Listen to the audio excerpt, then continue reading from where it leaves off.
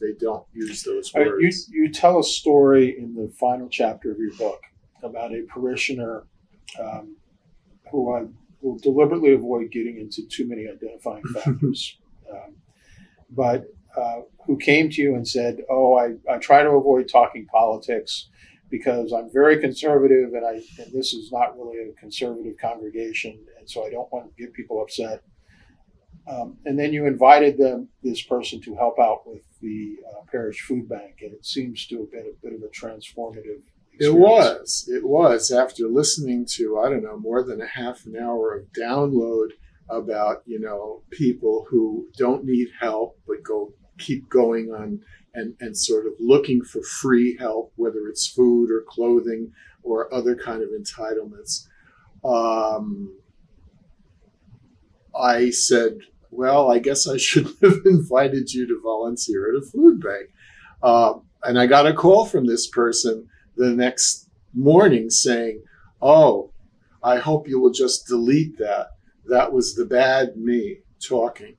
To make a long story short, this person showed up at the food bank, discovered that there were all kinds of other volunteers who were known to this person, had a great time, had a wonderful time handing out whatever there was to be handled out, whether it was the frozen proteins or the cans of non-perishable vegetables and fruit or bags of rice and beans and so forth.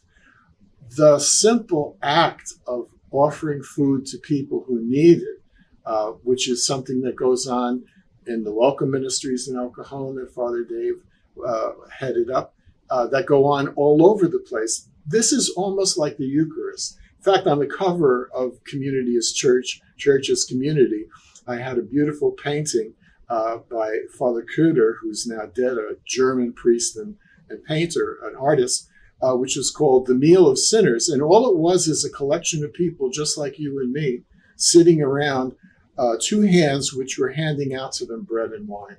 And they brought their own lives, they brought their own sorrows and joys in their faces and in their clothing to that meal. Well, that is what we do every Sunday. And in a way, it harkens back to the Sermon on the Mount. Exactly. Where Jesus had a big picnic.